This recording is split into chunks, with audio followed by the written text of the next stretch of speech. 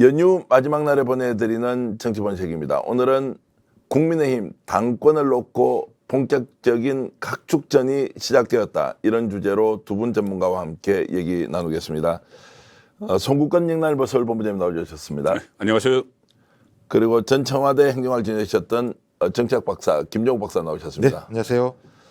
자, 지난주에 이제 이준석 가처분에 대한 법원의 판결이 이제 뭐 예상대로 났다는 것도 있고 예상과 달리 이제 이준석이 완전한 패배로 끝이 났다. 이제 이러면서 여의도의 시계는 굉장히 빠르게 돌아가고 있습니다.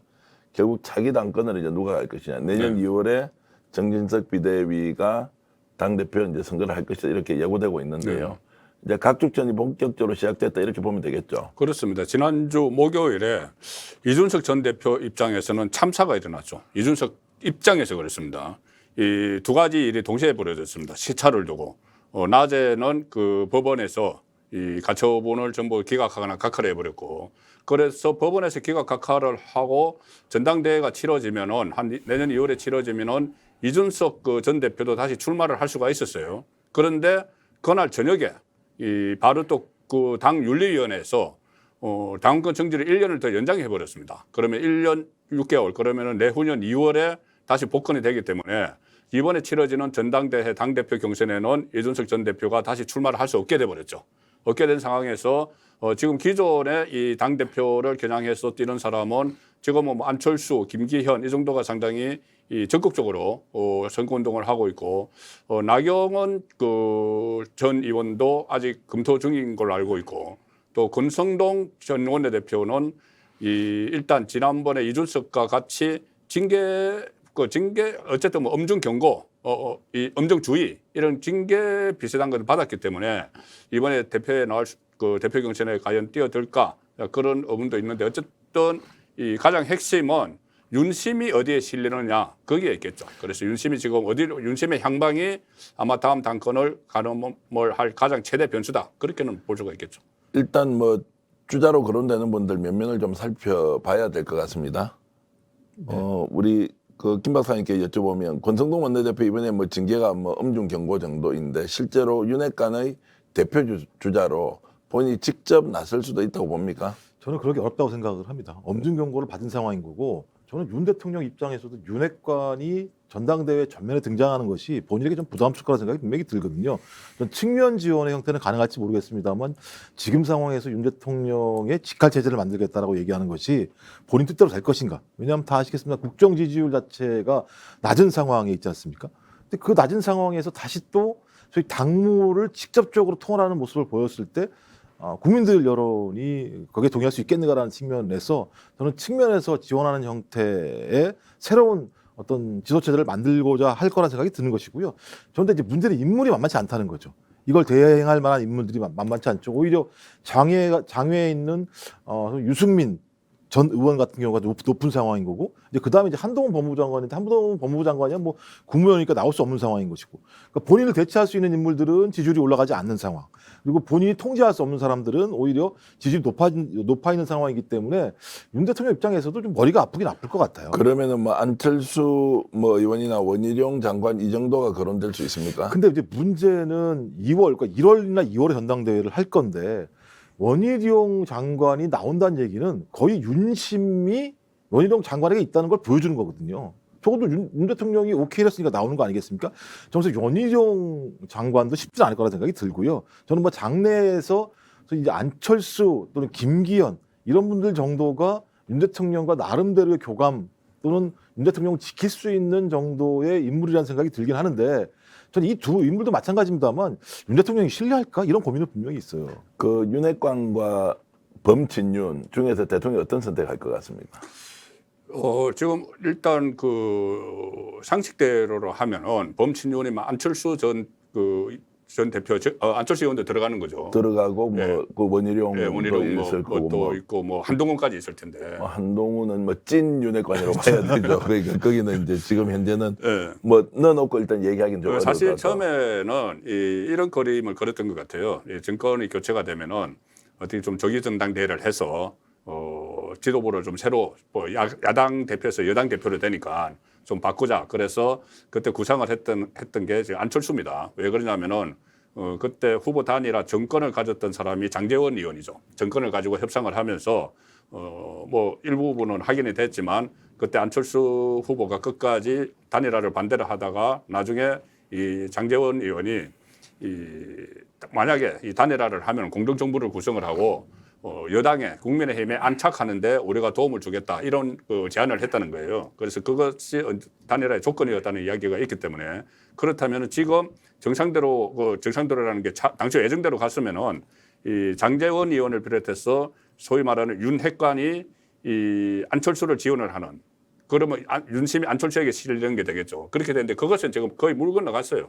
원래 초반부터 소위 말하는 이 윤핵관 파동이 일어났기 때문에 그런 식으로 가기는 지금 어려워졌다. 그리고 그렇다면 그 안철수 그러니까 윤심이 안철수에 실리기는 어려워졌다는 이야기죠.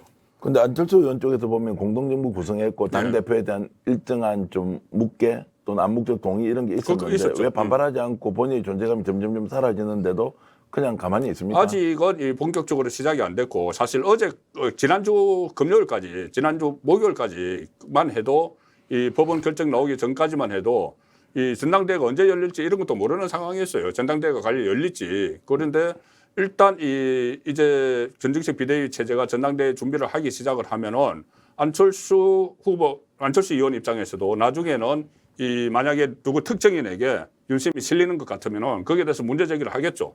이 사실상 공동정부 아니냐. 공동정부인데 이 인수위 구성할 때는 약 3분의 1 정도 뭐 들어갔든지 그랬고 그다음에 내각 구성할 때 이 전혀 그 안철수 몫이 들어가지 않았고 또 이 총리직도 본인이 이제 고사를 했다 이렇게 돼 있잖아요. 그러니까 공동정부에서 내가 그 정권 창출에 이름을 했는데 내가 가져간 건 하나도 없는데 이 당 대표는 당초에 약속을 한 것 아니냐. 그러니까 나에게 윤심을 실으라 이렇게 말은 못하죠.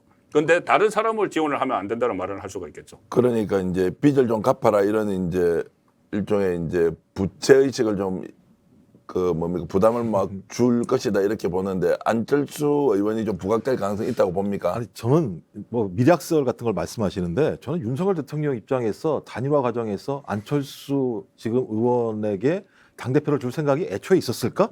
저는 없었을 거라고 봐요. 그냥 이용만 하고 왜냐하면 버린다. 쌍욕, 하늘 아래 태양이 둘일 수는 없는 거죠. 쌍욕이 있을 수 없는 거죠. 예를 들면 지금 1년 상황인데요. 다음 전당대회가 뭐 전개가 되게 되면 공천권을 가지고 있는 당대표가 되는 거 아니겠습니까? 그럼 그 공천권 행사라고 하는 것이 윤석열 대통령을 위해서 존재해야 되는 건데 안철수 의원이 윤석열 대통령을 위해서 공천을 하겠습니까? 안철수 본인의 대권으로 가기 위한 당내 지분을 확보하는 과정으로 갈 수밖에 없기 때문에 저는 애시당초 윤석열 대통령이 안철수 의원에게 당대표라고 하는 권한을 줘서 저희 두 개의 권력을 만들 생각은 저는 없었을 거라 생각이 드는 것이고요. 앞으로도 마찬가지죠. 안철수 의원을 신뢰할 수 있겠습니까? 최근에 안철수 의원 발언을 보게 되면 자기 이익적으로 발언을 대부분 해요.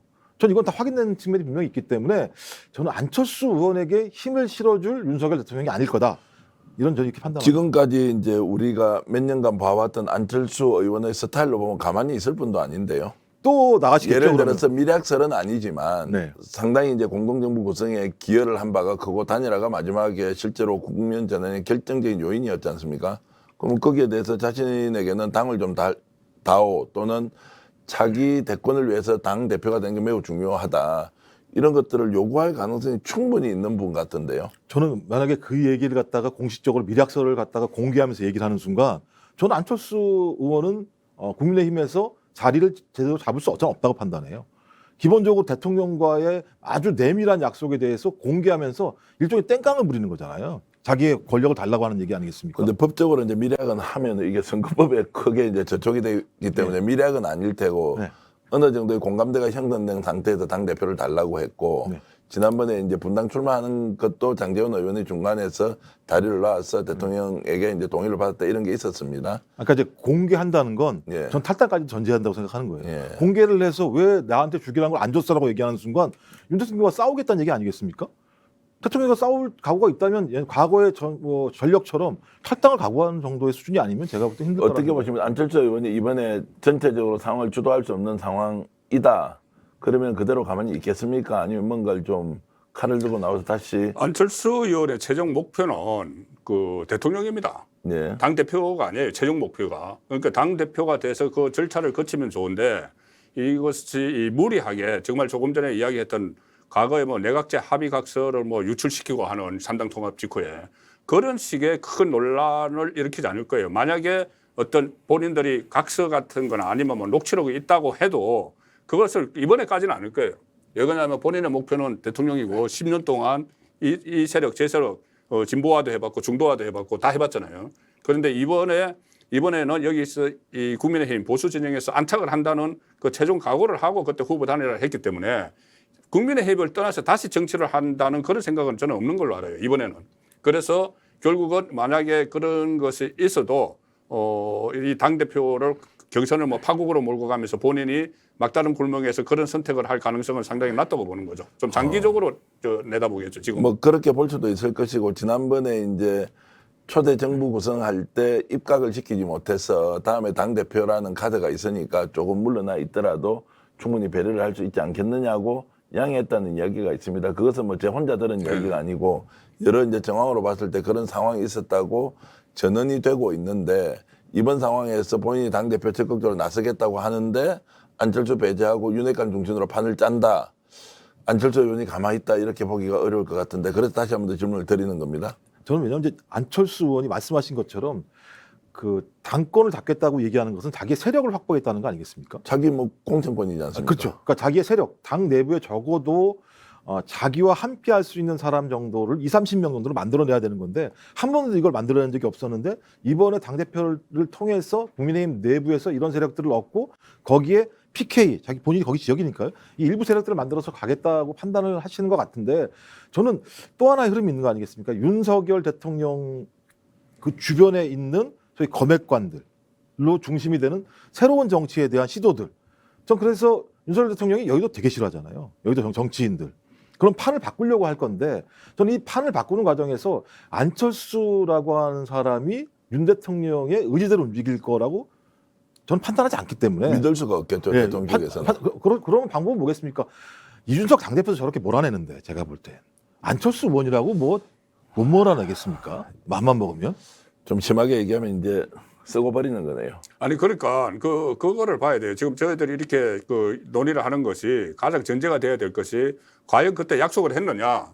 그 장제원 의원이 그때 그 안철수 그 후보에게 분명히 약속을 했느냐. 약속을 했으면은 어떤 수준으로 구도를 했느냐. 정말 뭐 각서가라도 혹시 있느냐.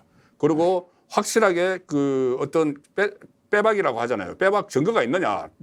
장제원이 당대표 시켜주기로 했다는 그게 확실하게 있으면 그것을 가지고 완전히 그 반전 카드로 내밀 수가 있겠죠. 그런데 그게 아니고 그냥 그 구도로 그래 뭐 이번에 대선 어차피 안 되는 거 우리하고 같이 하면은 나중에 어차피 저 다음 정권을 다음 차기 그 대권을 노려서야 되니까 우리가 뭐 그렇게 도와줄 수 있다. 이 정도로 했느냐. 거기에 따라서 이 대응을 하는 그 수위도 다르겠죠. 혹시라도 이제 원희룡 장관을 차출해서 당대표로 네. 만들면 그런 상황에는 대통령이 원희룡 장관을 믿을까요? 왜냐하면 원 장관은 어느 순간 자기 대권 주자가 되는데 공천권 관련해서 대통령 지금 현재 윤석열 대통령 뜻대로 공천해 줄까? 이 부분은 어떻게 보십니까? 그렇게 하면 정치에서 누가 내일 적이 될지도 모르는데 예. 그러니까 원희룡 장관을 이제 키워주는 게 되겠죠. 근데 그때도 대표하고 또 총선할 때까지도 아직 임기 전반전이에요. 임기 전반전에 자기 유력한 그 자기 대권 주자를 막 키우는 결과가 된다 싶으면은 그 선택을 안 할 수도 있죠. 원희룡 선택을 안 할 수도 있어요. 그럼. 이제 그렇게 본다면 결국 윤핵관밖에 없다 이렇게 또 돌아갑니다. 그렇죠. 제가 볼 때 윤핵관밖에 없는 상황으로 갈 수밖에 없는데 이제 고민스러운 대목은 분명히 있을 것 같아요. 뭐냐면 이준석 당대표라고 하는 선례가 있잖아요. 그러니까 국민의힘이 이 상태로 가게 되면 다음 대권에 이길 수 없다라는 판단 때문에 보수 유권자층과 중도 유권자층이 아주 30대 이준석이라는 사람을 돌풍을 일으켜가지고 당대표를 만든 사례가 있지 않습니까? 지금도 마찬가지인데 만약에 윤석열 대통령의 국정 운영 지지율이 지금처럼 계속 20%대 중후반으로 가고 있다. 전당대회를 계속 가면 가도 그러면 1월 달에 또 윤핵관을 내세워서 국민의힘이 이 길을 간다면 다음 총선에서 이길 수 없다라고 판단이 들게 되면 내부에 분열이 생기지 않겠습니까? 그 현실적으로 보면 지금 이제 안철수 의원도 부적합하고 예. 원희룡 장관은 위험하고 이제 그런 상황에서 윤핵관 중에 누굴 찾아야 하는데 그래도 찾는다면 뭐 정진석 지금 비대위원장도 있고 그다음에 나경원 의원 대통령하고 아주 각별한 관계잖아요. 권성동은 안 된다고 이미 결론 두 분 내셨으니까 뭐 앞으로 권 의원님은 나오지 마십시오. 하여튼 안 되는 거고. 그러면 윤핵관 중에서 누가 될 거냐 한번 예측해 보시면 누가 나올 것 같아요. 그러니까 저는 참 아까운 카드가 주호영 원내대표 카드인 것 같아요. 원내대표 사퇴가 나오면 되지 않습니까? 그러니까 저는 주호영 원내대표 정도가 되면 왜냐하면 TK 지역에서 아주 합리적이고 의미 있는 다선 의원이시잖아요. 자, 조영 원내대표 빼고 나면 누가 그러면 절대 나올 없어요. 잘 안 보여요. 그래서 김기현 그러니까 아주 지지도가 낮은 김기현 의원 그러니까 옛날에 얘기했던 간장 김장 얘기했던 예. 이제 뭐 간장은 안철수 근데 제가 안철수 의원은 아닐 것 같다는 느낌이 드는데 김장 정도는 남아 있을 수 있다는 생각이 들긴 해요. 예. 최근에 김기현 의원이 아주 악바리처럼 싸우는 모습을 보게 되면 뭐 본인이 요구하는 건 당대표 하시겠다는 거 아니겠습니까? 전 그런 측면에서 쓸 수 있는 카드인데 이 카드가 유권자들이나 지지층들에게 도움이 될 것인가? 김기현으로 되겠어 이렇게가 나오는 순간 좀 골치가 아플 것 같아서. 그래서 이제 후보 문제 좀 더 들어가 보겠습니다. 그러면 조영 원내대표가 중도 사퇴하고 당 대표로 나오는 거 그거는 너무 명분이 없죠. 명분이 없습니까? 예, 원내대표 그 1년 하겠다고 해서 이거 사실상 플랜 B로 들어간 거잖아요. 오선이 원내대표 간 거는 법원에서 만약에 이번에도 인용을 하면은 이 직무대행 체제로 가기 위해서 대표 직무대행 체제로 가기 위해서 플랜 B 형태로 원내대표를 맡았는데 그게 안 됐다고 해서 다시 뭐 원내대표를 던지고 대표 경선에 나가면은 그건 명분이 없습니다. 그러면 누가 나옵니까? 이제 한번 좀 예측해 그러니까 친윤 중에서 윤핵관이 나오면 누가 나오는 게 맞습니까? 윤핵관이 직접 나올 만한 사람이 없죠. 정진석 비대위원장은 어떻습니까? 정진석 비대위원장도 명분이 없습니다. 비대위가 전당대회를 준비를 하는데 전당대회를 준비하고 그 과정에서 또 룰도 손댈 거예요. 어느 정도. 전당대회 룰도 손대는데 그것을 그러니까 심판이 선수로 뛰어진다고 나서버리면 그것은 상당히 명분이 없습니다. 정진석. 뭐 그러면 누가 나옵니까? 아니, 그러니까. 너나 없이 지금 막 당권에 도전하겠다고 하는데 그렇죠. 실제로 뭐 대통령의 복심을 얻고 나올 사람은 없다. 아니 윤심이 있기는 있어야 되죠. 있기는 있어야 되는데 그걸 굳이 지금 윤핵관 안에서 찾아야 되느냐. 윤심이라는 것을. 예. 조금 전에 말씀드렸다시피 제가 만약에 이런 것을 결정할 수 있는 사람이라면은 일단은 이준석과 다른 스타일을 구하겠어요. 네. 집권자 입장에서. 그러니까는 막 계속 그 대통령실과 부딪히고 대통령과 이게 견제를 하고 이런 것이 아니고 호흡을 맞출 수 있는 사람을 구할 것이고 또 두 번째는 지금 민주당이 초강성 지도부가 돼 있잖아요. 이재명 대표를 비롯해서 거기에 맞설 수 있는 전투력이 있어야 돼요. 자, 세 번째는 뭐냐면은 그렇다고 자기 대권을 노리면 안 돼요. 네. 자기 대권을 노리면 안 된다. 누구 떠오르는 사람 없습니까? 없는데 나경원이에요. 나경원.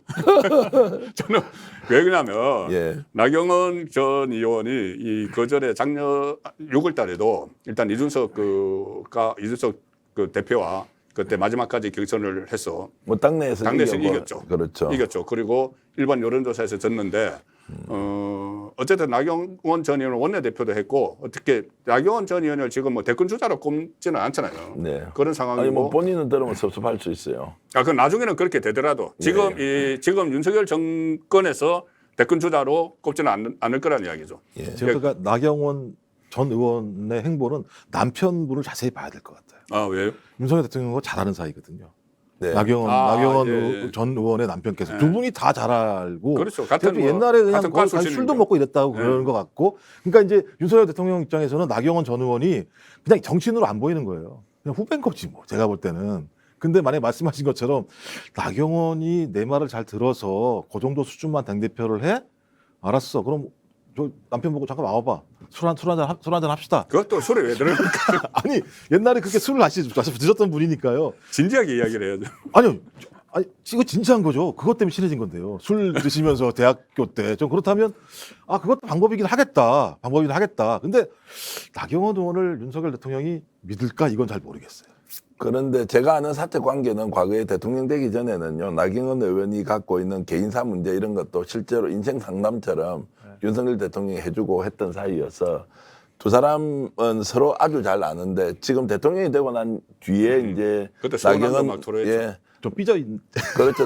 아니 왜냐하면 뭐 당연히 이제 그 국무위원으로 들어가서 장관 자리 받을 줄 알았는데 사실 나경원 의원이 그 장관 자리 받으려고 준비하는데 알고 보니까 한 2년 전에 강남에서 뭐 건물을 하나 샀어요. 네. 그래서 인사청문회 통과하기 어려워서 그냥 그래요? 낙마가 됐다는 이야기가 있습니다. 예, 어쨌든 본인은 교육부청 이런 거 하고 싶어 하셨던 것 예, 같아요. 그러니까 서로 잘 아는 사이인데 과연 이제 대통령이 되고 난 뒤에 나경원 전 의원을 지금 현재 당 대표급으로 인정을 해줄 수 있느냐 없느냐 어쨌든 본인의 이제 판단이 남아 있습니다.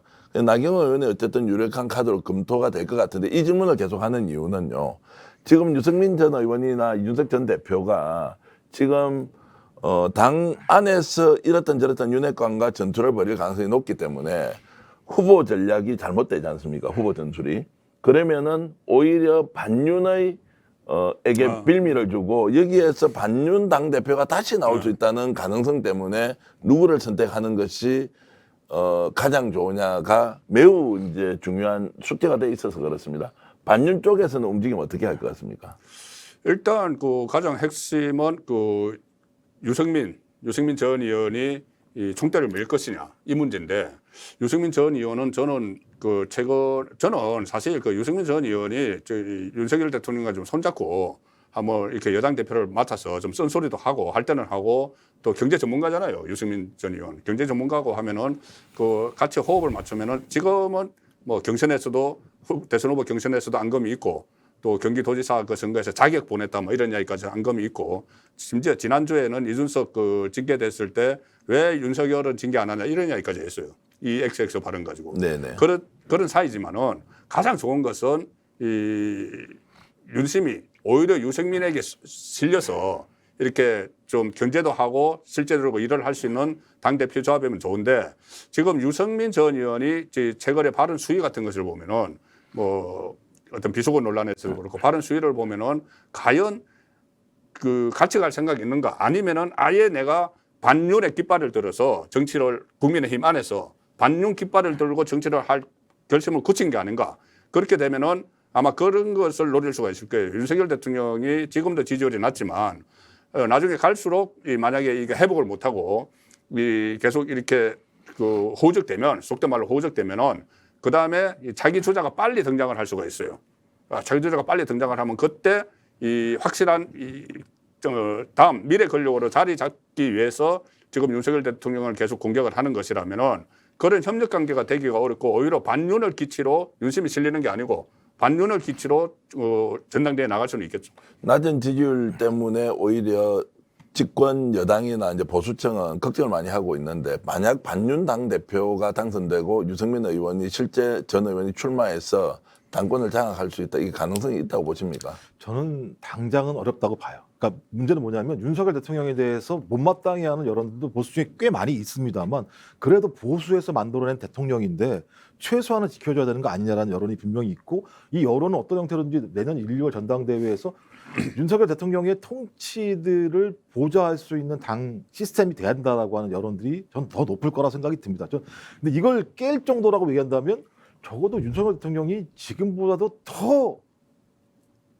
아무런 역할을 못하게 되는 상태가 가지 않는 이상은 저는 그렇지 않을 거라 생각이 들기 때문에 전 유승민 전 의원의 이런 행보 같은 경우는 전 이후에 대체 어떤 세력을 만들려고 하는 것 같아요. 다 아시겠습니다만 친문 진영 몰락했잖아 이번 전당대회에서요. 그러니까 친문이라고 하는 이름만 붙게 되면 실제로 당에서 중심에 서지 못하는 상황이 만들어졌는데 저는 국민의힘도 마찬가지라는 생각이 들거든요. 윤석열 대통령이 이 상태로 가게 됐을 때 저희 윤핵관 또는 검핵관으로 이름 붙여지는 사람들에 대해서 보수층도 제법도 인정하지 않을 거라 생각이 들어요. 전 그렇다면 그때 등장한 사람이 누구겠습니까? 그래도 유승민, 그래도 이준석, 좋아. 저 사람들 보면 상당히 논란이 많이 있지만 저 사람들을 내세워서 혁신 보수로 가고 기존에 있는 것 같다 구보수로 몰아가는 구도를 만들어내게 되면 다음 대선에서 또 새로운 흐름이 만들어질 수 있지 않겠어라고 하는 미래를 보고 저는 유승민 전 의원이 이렇게 계속 과감하게 발언을 하시는 게 아닌가 생각이 들어요. 그럼 두 사람이 이제 윤석열 대통령과 유승민 전 의원이 정치적으로 손을 잡을 가능성은 없다. 이렇게 지금 봐야 되는 거죠. 윤석열 대통령, 유승민 전 의원하고 제가 볼 때는 죄송한 얘기지만 유승민 전 의원은 윤석열 대통령을 대통령 감으로 생각하지 않는 것 같아요. 그래서 독자 노선 간다. 그러니까 본인이 있을 때 같이 할 수 없는 사람이라고 생각이 드니까 저렇게 얘기하는 거죠. 이준석 당대표도 그런 거 아니겠습니까? 혹시라도 그럼 유승민 전 의원은 신당 만드는데 주도한다 이렇게도 예상하시나요? 저는 신당은 안 하실 것 같아요. 왜냐하면 과거에 해본 적이 있기 때문에 밖에 나가면 거의 동사입니다. 동사. 동사는 얼어 죽는다는 거기 예, 때문에. 예. 그래서 안에서 때를 기다리고 이준석 당대표도 지금 하는 게 여론전을 펼치고 세력전을 만들기 위해서 당원들 오라고 하는 거 아니겠습니까? 아직 젊으니까. 그러면은 결국 이제 당 내에서 반윤은 존재하고 친윤을 중심으로 당 대표를 내세워야 하는데 지금 두 분의 의견을 종합해 보면 그나마 대통령이 선택할 수 있는 카드는 나경원 정도이다. 네. 근데 제가 이제 안철수 의원이 배제가 된다고 하면 안철수 의원이 유승민 의원과 손을 잡을 수도 있고 세력을 점점 키워. 왜냐면 이분은 당연히 당권을 요구할 권한을 좀 가지고 있지 않습니까? 네. 정치적으로는. 그렇게 되면 이번 당 대표 선거가 양자구도가 되어서 대단히 치열하게 전개될 수도 있다 이런 생각이 좀 드는데요. 사실 결단으로 갈 가능성이 있어요. 왜 그러냐면은 그러니까 총선 공천권을 지게 되니까 예. 총선 공천권을 쥐고 특히 안철수 그 의원 같은 경우는 이번이 어떻게 보면 제가 이 나중에도 기약을 할 수 있다고 말씀드렸지만 어쩔 수 없을 때는 그렇게 하지만 이번을 놓치면은 당내에서 뿌리를 내릴 그 기회가 다시 찾아오기가 어려워요. 일단 공천권을 가지고 있어야지 내 사람들을 만드는 것이기 때문에 그래서 안철수 그 의원도 뭐 마지노선을 딱 칠 수가 있고 그리고 유승민 의원 같은 경우도 이 신당 창당을 안 한다면 안에서 어떻게 하겠다고 하면은 또 서로 이 공동의 적이 진윤이 생기게 되면 뭐 유승민 안철수가 다시 연합을 하는 가능성도 그럴 수가 있겠죠. 있는데 저는 창당 이야기가 유승민 창당 이야기가 나올 때마다 상당히 막 긴장을 하는 것이 바른정당 창당 목적이 정권 탄핵을 위해서 창당을 했잖아요. 네. 그런데 지금도 창당 이야기가 나오고 현직 대통령과 이렇게 대립각을 세우고 하는 거 보면은 유승민 신당 이야기가 나오면은 바른정당 생각이 나는 거예요. 그러면 상당히 좀 보수 정권 입장에서는 뭐 위험한 상황으로 갈 수도 있다. 그 생각은 가끔씩 들어요. 이제 그런 말씀을 좀 이어서 하자면 결국 지금 현 정권도 유승민을 그냥 당에서 내쳐서 신당 만들어 하기에는 부담이 자기 있죠. 통선 구조에서 민주당은 하나로 하는데 네. 보수당은 분열이 된다 하면 네. 그건 뭐 보남 안 하지 않습니까? 성패가. 그렇죠. 그래서 버릴 수도 없다 유승민을 그러면. 그렇죠. 20명만 데리고 가면 탄핵이 되는데. 그러니까 네. 그러니까 유승민 의원은 그걸 알고 지금 대통령에 대한 공격 수위를 계속 높이고 당내 입지를 강화하려는 것 아니냐 이렇게 볼 수도 있겠네요. 뭐 원내대표 선거에서도 다 아시겠습니다만 정확히 내용 40명 정도의 반란표가 나온 상황들이 분명히 있지 않습니까? 예. 주호영 추대 분위기에서 6대4의 접전 분위기를 갔다라고 얘기하는 건 어떤 형태로든지 윤석열 대통령이 지금 진행하고 있는 방식으로 갔을 때 미래가 밝지 않다라는 판단들이 분명히 내부에 있는 거잖아요. 저는 그렇다면 그런 하나의 출구가 유승민 전 의원일 수도 있는 측면이 분명히 있는 것이고 말씀하신 것처럼 안철수 의원이 당대표가 안 되더라도 본인이 대권에 대한 꿈이 있기 때문에 유승민 전 의원하고도 연대를 할 수 있는 측면들 분명히 룸은 분명히 있는 거죠. 근데 저는 핵심은 윤석열 대통령이라고 봐요. 윤석열 대통령이 지금에 있는 자세와 태도를 바꿔서 지지율이 올라가지 않게 되면 본인이 그립을 잡을 수가 없어요. 실제적으로 전당대회 문제와 관련해서. 그러니까 이제 이것저것 다 뭐 그냥 버리고 대통령 쪽에서는 지금까지 국정 운영해왔던 스타일로 보면 차라리 한동훈을 불러서 당대표 출마시키고 확실하게 찐 윤핵관으로 윤석열 정부를 만들자 이렇게 할 수도 있습니까? 저 할 수 있다고 생각해요. 물론 그 카드가 유효한가 장기적으로 볼 때 한동훈을 지금 투입시키는 게 이게 그 윤석열 정부에 유리할지 불리할지 이 판단은 저는 불리한 쪽으로 장기적으로는 갈 가능성이 높다고 봐요. 지금 당장 투입할 게 아니고 좀 히든 카드로 남겨놓아야 되는데 그런데 윤석열 대통령 입장에서 너무 다급하면은 한동훈 법무부 장관 시킬 줄 누가 알았습니까? 처음에 서울중앙지검장 정도 이야기 나왔습니다. 그다음에 검찰총장 뭐 이야기 나왔는데 그 법무부 장관으로 발탁한 게 뭔가 위기의식을 느꼈거든요. 금수완박 뭐 이런 것들도 있고 한동훈이 아니면은 이 어떤 검찰 조직을 장악을 하거나 돌파를 할 수 없다는 생각을 판단을 했기 때문에 그 히든 카드로 써야 될 카드를 그냥 던진 거예요. 그렇다면은 지금 이번에 총선이 윤석열 정부 남은 기간 한 3, 4년을 좌우할 그런 총선인데 그 의석을 확보를 해야 되니까 여당 의석을 그렇다면은 다른 카드를 아무리 대입을 해봐도 그 가능성이 낮다. 대신 이 보수를 결집을 해서 이 총선에서 유리한 카드가 한동훈이라고 생각되면은 저는 한동훈 던질 수 있다고 봐요. 그 법무부 장관 발탁했듯이. 대통령이 초기 장관 인선하면서 최고의 카드가 한동훈 카드였고 가장 잘 먹힌 게 지금도 한동훈 카드다. 이런 이야기 있습니다. 예. 실제로 그러면 한동훈을 지금부터 정치적 훈련을 위해서 당대표 출마시키고 자 그렇게 해서 이번에 윤핵관의 대표주자로 나섰다고 하면 예. 당선은 될 것 같습니까? 뭐 제가 볼 때는 지금 상황인데 전 예단하기가 어렵다고 봐요. 질문이 너무 어렵습니다. 왜냐하면 저는 제가 볼 때 민주당 땡큐일 것 같은데요. 한동훈. 민주당에서는 왜냐하면 지금 윤석열 대통령에 대한 국정 지지율 부정층이 65 정도가 나오지 않습니까? MBS 지난주 보면 거기 내용을 보면 1위가 뭐냐면 초보 무능 경험 능력이 부족하다는 거예요. 36%고요. 두 번째가 독단 일방이 34%예요. 근데 만약에 한동훈 법무부 장관을 내보낸다 그러면 정부도 경험 능력 부족, 당도 경험 능력 부족. 그 다음에 또 법무부 장관을 바로 끄집어내서 자기 측근을 갖다가 당 대표로 앉히는 독단과 일방. 전 이런 분위기로 가게 되면 참 국민들이 이 정당에게, 그다음에 이 정부에게 신뢰를 줄 수 있겠습니까? 그러니까 저한테 명분이 없어요. 한동훈 당 대표는 국민이 뽑는 게 아니고 우선 그 당원이 70%가 들어가니까 네. 책임 당원이 70%가 들어가니까는 거기서는 전략적 선택을 할 가능성이 있겠죠. 그리고 뭐 나머지 30%그 부분도 있지만 아마 저는 이번에 그 당 대표 경선 전에 그 당헌 바꿀 것 같아요. 경선 룰을 바꿀 것 같아요. 이준석이 그 당원 그 일반 국민 30%로 당선이 됐고 그 이후에 혼란이 일어났기 때문에 아마 그 당원 수를 압도적으로 뭐 한 80% 이상 하든지 좀 바꾸는 작업이 있고 그것을 전제로 한동훈이 출마를 할 가능성은 남아 있겠죠. 근데 국민의힘에서 그렇게 민주당 가지고 국민 비를 놨다고 그렇게 욕을 했는데, 그러니까 제가 볼 때는 완전히 정치가 내로는 안 부려요, 진짜. 자기가 편하면 뭐 당연히 전당대회 전에는 룰을 다 바꿀 수는 있다고 생각이 듭니다. 근데 이준석에게 한번 뒤었다고 국민 여론조사 비율을 줄이게 되면 진짜 이건 윤석열 대통령을 위해서 만들어지게 되는 그냥 주조된 정당밖에 안 되는 거잖아요. 제가 조금 이제 말씀드리면 지금 현재 이제 국민의힘의 당헌 당규는 이제 책임 당원이 70%의 의사를 반영하고 이제 여론조사를 통해서 30%가 민심이 반영되는데 이준석이 과거에 당 대표 될 때 30%의 민심에서 압도적 지지를 받아서 당 대표가 됐기 때문에 50% 후반을 받았을 그렇죠. 거예요. 예. 그러면서 이제 나경원 그 전 원내대표는 실제로 당원에서 1등을 했는데 이제 결국 뒤집어졌다. 그래서 이것이 역선택 때문에 그런 일이 있었다라고 해서 지금 정진석 비대위가 당헌 당규를 수정해야 한다는 것을 일단 던져놓은 것이니까 이제 시청자 여러분들 그 내용을 알고 일단 토론을 계속 좀 보시면은 더 흥미가 있을 겁니다. 그런데 지금 만약 한동훈 카드가 나와서 실제로 대통령이 선택을 하고 난 뒤에 이제 이런 얘기가 있습니다. 그러고 나서 협치하자. 당을 완전히 장악하고 난 뒤에 야당과 협치도 하고 이재명 대표하고도 만나고 민생이든 여러 가지 유화적 행보를 통해서 지금까지 곤두박질 치고 있는 지지율을 그때 바꾸면 되는 거 아니냐 이런 얘기가 있습니다.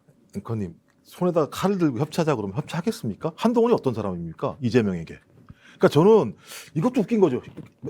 협치를 하자고 하면서 당대표를 한동훈을 꽂아다가 후보를 만든다. 그리고 당대표가 된 다음에 손을 내밀면서 협치합시다라고 얘기하면 이 손엔 독이 있겠죠. 누가 손을 잡겠습니까? 저를 너무 꾸짖지 마시고 아니, 제가 그런 이야기가 있어서 그러니까 저는 한동훈 카드를 통해서 그림을 확실히 잡는다 뭐 이런 이야기. 진짜 저는 그건 정치가 아니죠. 진짜 예. 전쟁이죠. 그 정도면 제가 볼 때. 전쟁이다. 그 정도면 전쟁이죠. 저는 내년 2월에 전당대회를 한다면은 그 전에 여러 가지 상황 변화가 있을 것 같아요. 국민의힘 안에서뿐이 아니고 지금 사실 이재명 그 대표 같은 경우에 매일 한두 건씩 이 검찰 수사 그 이야기가 나오잖아요. 한두 건씩 계속 나와요. 오늘도 뭐 대장동의 이름이 15번 올라가고 성남 FC에 뭐 몇 번이 올라가고 계속 이렇게 지금 잔불이 막 떼주고 있는데 어떤 뭐 사법 파동이 한번 일어날 걸로 봐요, 저는. 이재명 대표와 관련해서. 그렇게 되면은 그때 내년 2월에 전당대회 할 때는 지금 말씀하신 이제 그런 문제들이 어느 정도 상황이 많이 변화돼 있을 가능성도 높아요. 그 말씀은 내년 2월에 전당대회가 열리기 전까지는 여야가 협치를 할 수 있는 상황 자체가 아예 없다는 말씀이죠. 지금 그렇게 하기가 어려운 게 저번에 그 누가 이야기했죠. 민주당 그 중진 의원이 이 뭐 지나가는 말로 가리를 해서 협치의 전제 조건이 이 수사하지 말라는 거였거든요. 네. 수사하지 말라는 건데 그 수사하지 않고 협치를 하는 것도 만약에 과거에 제왕적 정치적인 뭐 군주 같으면은 그 선택을 할 수가 있겠죠. 백성을 위해서 뭐 정치 보복으로 비치면 그거 안 하고 협치해서 국민 잘 살게 하자 할 수가 있겠지만 지금 계속 그 수사를 해오던 이런 상황들을 이것을 그냥 묻어버리면은 또 다른 역풍이 일어나기 때문에 그 전제 조건이 그런 식의 뭐 딱 내 건 것은 아니지만은 전체 분위기가 협치의 전제 조건이 이 수사를 전임 정권에 대해서 수사를 안 해야 된다는 것 같으면은 지금 말씀하신 대로 그때까지 내년 2월에 새로운 환경이 조성될 때까지는 협치가 상당히 어려워지는 거죠.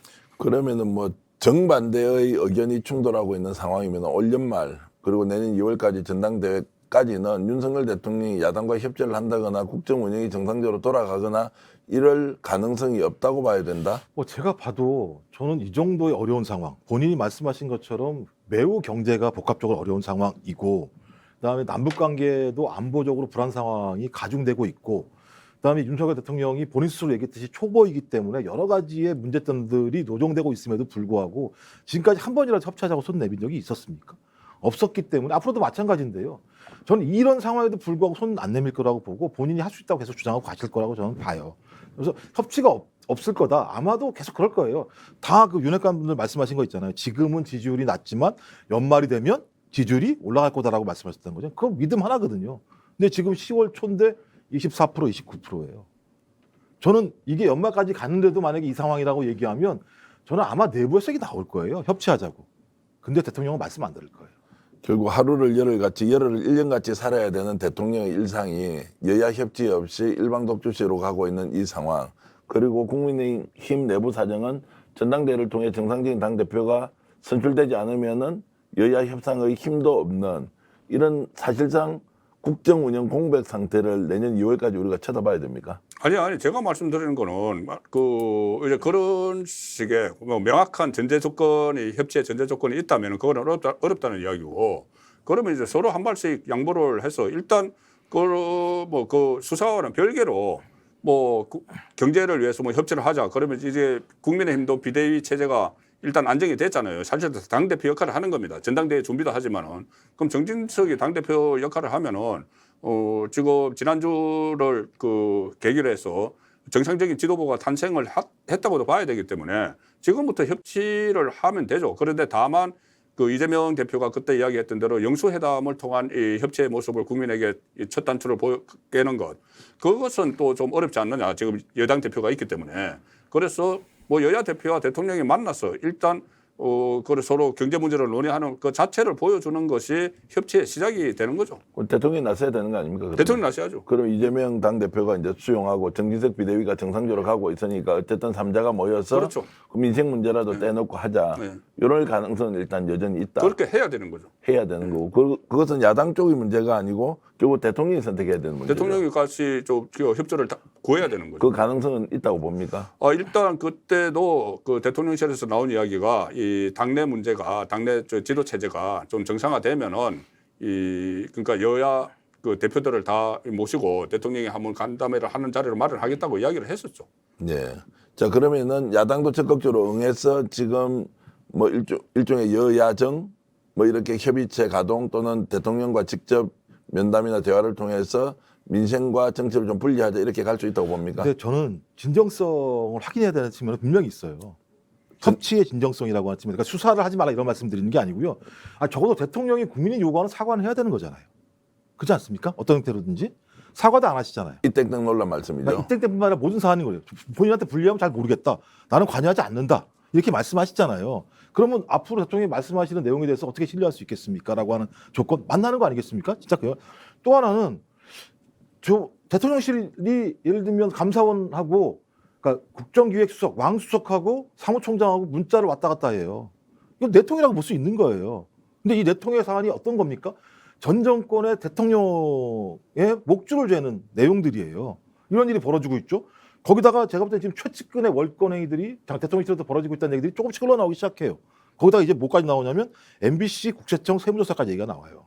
그러니까 제가 볼 때는 포괄적으로 윤석열 대통령과 대통령실이 자기들 마음대로 진행을 하고 있으면서 갑자기 만나서 협치하자라고 얘기하게 되면 야당에서 아 맞습니다 경제가 어려우니까 협치해야죠 이게 손 잡을 수 있겠습니까? 이 저는 부분은 저것도 거기에 대한 그러면은 전제 조건이 필요한 거죠. 지금까지 5개월 동안 국정 운영한 것을 포괄적으로 사과를 하라는 건가요? 아니요. 이 사안이라도 예를 들면 국민이 사과라는 내용들이 분명히 있지 않습니까? 근데 본인은 기억이 안 나다 이렇게 말씀하시잖아요.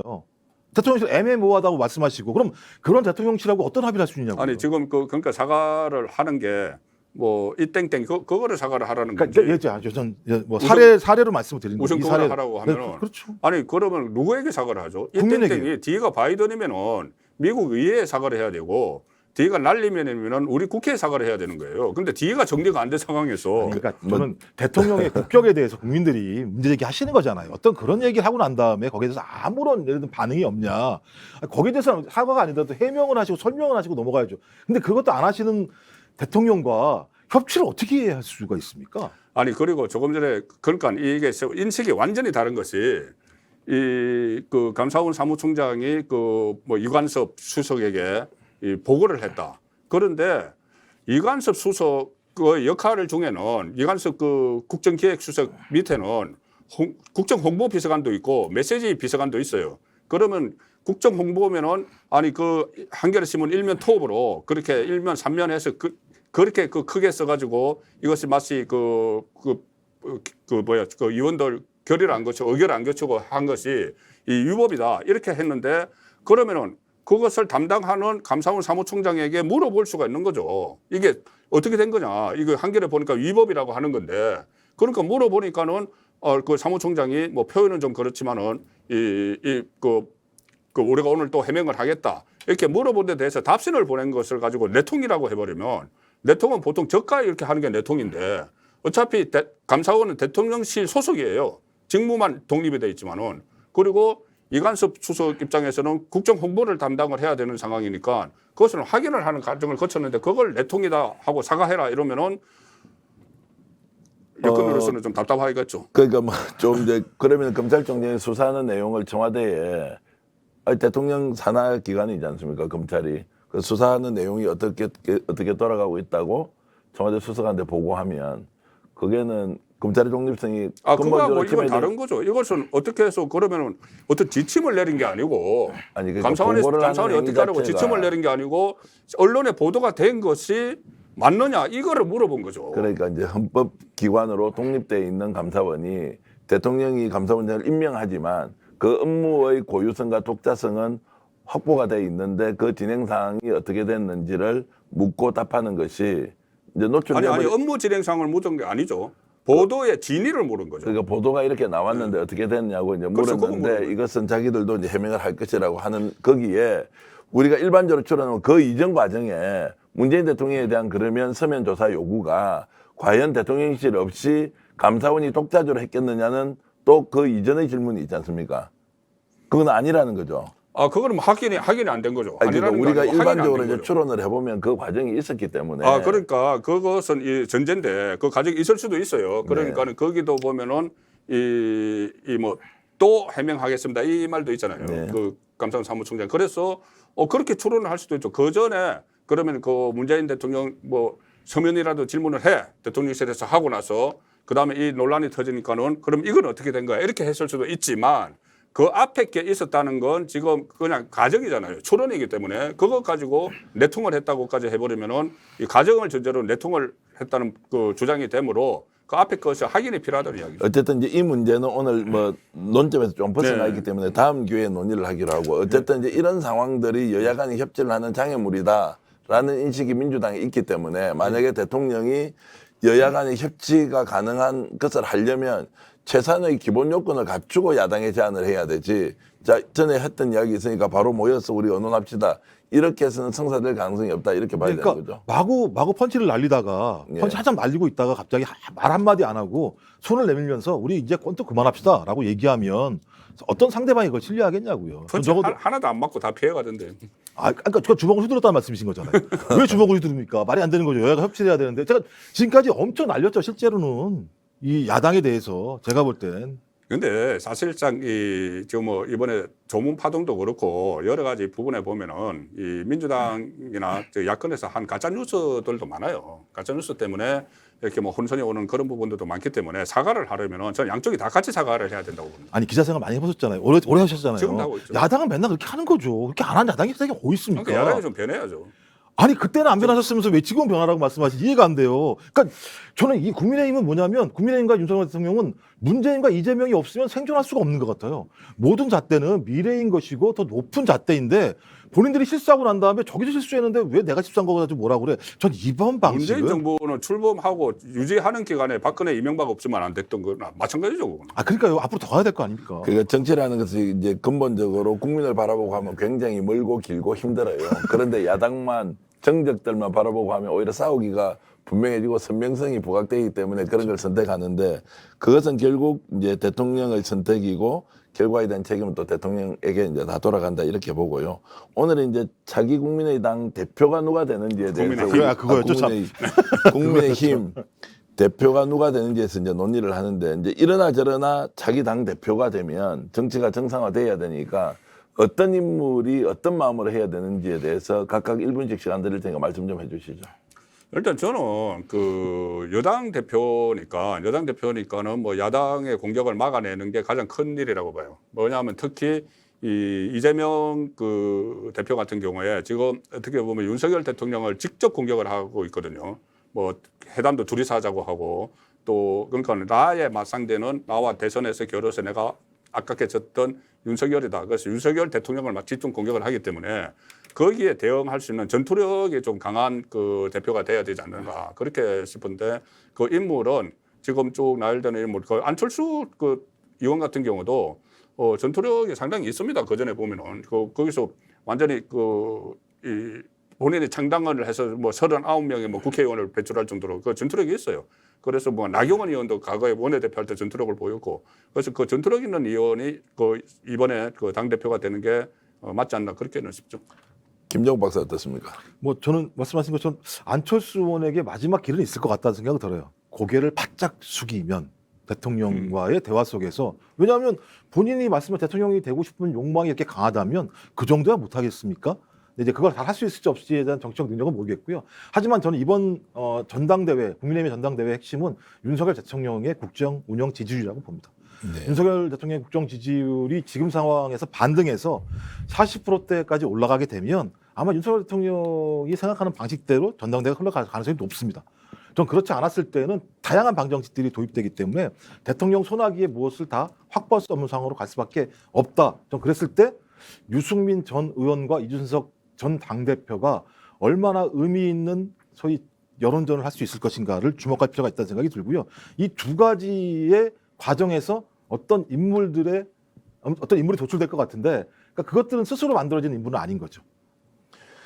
그 윤석열 대통령은 국정 운영 동력을 확보하기 위해서 집권 여당을 확실히 자기 사람으로 대표를 앉혀야 되는 과제를 가지고 있습니다. 그러나 오늘 두 분 토론을 들어보면 대통령의 그 뜻이 쉽게 관철될 가능성이 그렇게 높아 보이지 않습니다. 친윤과 반윤의 갈등 그리고 안철수 또 의원이 일종의 좀 채권 의식을 가지고 뛰어들었을 때 어떻게 할 것인지 또 한 발도 물러설 수 없는 유승민 의원이 또 어떻게 나올지 모르기 때문에 앞으로 당권의 향배에 대해서는 좀 더 관심 있게 지켜보기로 하고 여러분들도 좋은 정치를 위해서 국민의힘이 어떻게 가는지 계속 살펴봐 주시기 바랍니다. 오늘 두 분 토론 고맙습니다.